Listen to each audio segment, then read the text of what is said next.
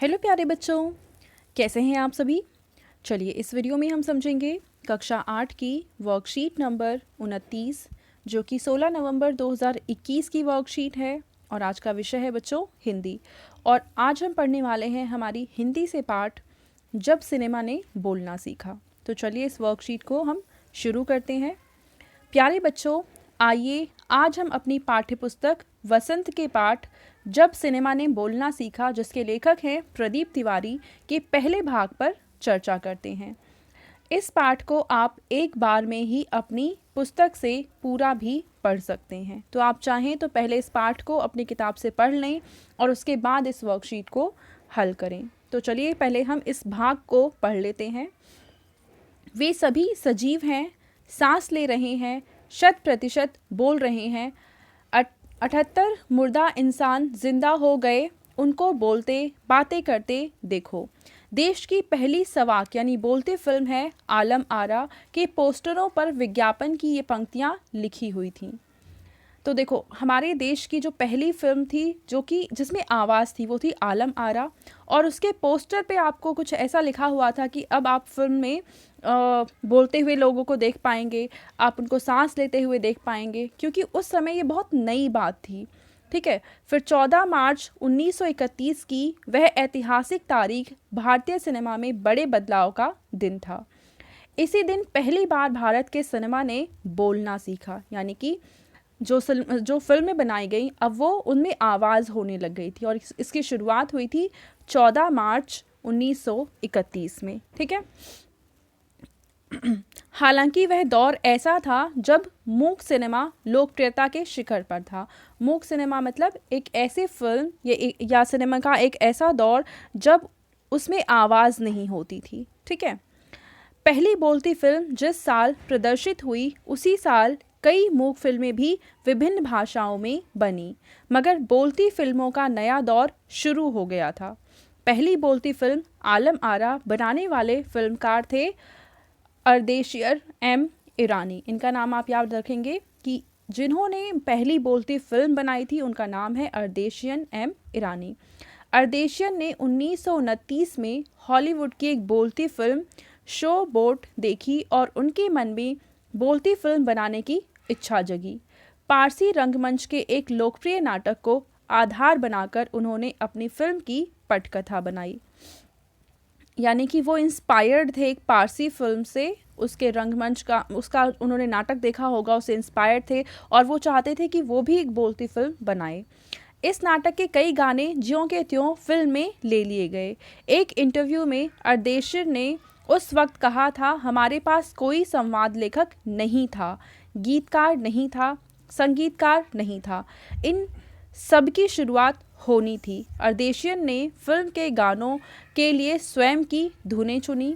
Film के संगीत में महज 3 वाद्य तबला, हारमोनियम और वायलिन का इस्तेमाल किया गया। यानी इस फिल्म में जो गाना बनाया गया था उसमें 3 वाद्य यंत्रों का प्रयोग किया गया था। पहला था तबला, दूसरा था हारमोनियम और तीसरा था वायलिन। आलम आरा में संगीतकार या गीतकार में स्वतंत्र रूप से किसी का नाम नहीं डाला गया। इस फिल्म में पहले पार्श्व गायक बने WM खान, यानी पहले जो सिंगर थे वो WM खान थे।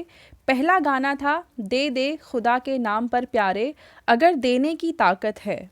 तो ये पहला गाना था जो गाया गया था और किसके द्वारा गाया गया था? WM खान के द्वारा गाया गया था। आलम आरा का संगीत उस समय डिस्क फॉर्म में रिकॉर्ड नहीं किया जा सका। फिल्म की शूटिंग शुरू हुई तो साउंड के कारण ही इसकी शूटिंग रात में करनी पड़ती थी। मूक युग की अधिकतर फिल्मों को दिन के प्रकाश में शूट कर लिया जाता था, मगर आलम आरा की शूटिंग रात में होने के कारण इसमें कृत्रिम प्रकाश की व्यवस्था करनी पड़ी थी। क्योंकि अगर आप किसी भी फिल्म की शूटिंग करते हैं, कोई आप वीडियो भी बनाते हैं, तो वहाँ पे लाइट की ज़रूरत होती है। अब क्योंकि ये फिल्म रात में बनाई जा रही थी, इसलिए कृत्रिम तौर पर इस पर लाइटिंग की व्यवस्था करनी पड़ी। यहीं से प्रकाश प्रणाली बनी जो आगे फिल्म निर्माण का ज़रूरी हिस्सा बनी। तो इस जो हमने देखा कि बोलती फिल्म के साथ साथ प्रकाश प्रणाली की भी व्यवस्था शुरू हो गई और इसका प्रयोग भी हमारे भारतीय सिनेमा में किया जाने लग गया। अब इसके आधार पर कुछ प्रश्न दे रखे हैं, चलिए इनके आंसर लिखते हैं। आशा है पाठ के इस भाग को पढ़कर आपको मज़ा आया होगा। आइए इस भाग पर आधारित कुछ वस्तुनिष्ठ प्रश्नों के उत्तर खोजने की कोशिश करते हैं। पहला प्रश्न है, पहली सवाक यानी बोलती फिल्म कौन सी थी? तो सही आंसर है ऑप्शन का आलम आरा। दूसरा प्रश्न है कि आलम आरा कब प्रदर्शित हुई थी? तो अभी हमने ऊपर पढ़ा कि 14 मार्च 1931 को प्रदर्शित हुई थी आलम आरा, यानी आंसर है ग। तीसरा प्रश्न है कि आलम आरा के निर्माता कौन थे? तो अभी हमने पढ़ा ऊपर, उनके निर्माता थे अर्देशियर एम ईरानी। ठीक है, अब हम देखते हैं कुछ प्रश्न। चौथा प्रश्न है कि आलम आरा की शूटिंग रात में क्यों की जाती थी? चलिए इसका आंसर लिख लेते हैं। तो बच्चों इस प्रश्न का आप उत्तर लिखेंगे कि साउंड यानी आवाज़ के कारण आलम आरा की शूटिंग रात में की जाती थी। पांचवा प्रश्न है कि इस फिल्म की शूटिंग में निर्माता को कौन कौन सी चुनौतियों का सामना करना पड़ा था, यानी कौन कौन सी समस्या आई थी इस फिल्म को बनाने के टाइम। चलिए इसका आंसर लिखते हैं।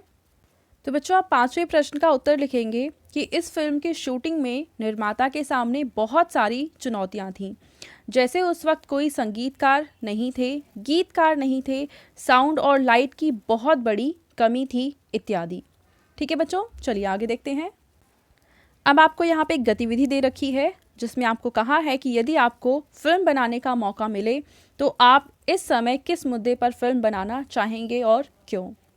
तो बच्चों यहाँ पे आप अपना अपना बताएंगे कि आप फ़िलहाल अगर मौका मिलता है तो आप किस विषय पर, किस मुद्दे पर फिल्म बनाना चाहेंगे और उसी विषय पर क्यों बनाना चाहेंगे आप ये बताएंगे। ठीक है, जैसे मैं फ़िलहाल बनाना चाहूँगी कि पर्यावरण के मुद्दे को लेकर मैं कोई फ़िल्म बनाऊँ, क्योंकि फ़िलहाल लोगों को पर्यावरण को सुरक्षित रखने के बारे में और उसको कैसे सुरक्षित रखा जा सकता है जिससे कि हम इस पर्यावरण के साथ अच्छे से रह सकें, ये लोगों को बताना बहुत ज़्यादा ज़रूरी है। इसलिए मैं इस विषय पर फिल्म बनाना चाहूँगी। अब आप अपनी मर्ज़ी से बताइए कि आपका क्या विषय होगा और मतलब क्या मुद्दा होगा और क्यों होगा। ठीक है, तो ये थी आज की हमारी हिंदी की वर्कशीट एंड आई होप ये वर्कशीट आप सभी को बहुत ज़्यादा इंटरेस्टिंग लगी होगी। एंड अगर आपको वीडियो पसंद आई है तो इसको ज़रूर लाइक करें, अपने फ्रेंड्स के साथ भी शेयर करें और इस चैनल को सब्सक्राइब करें। Thank you.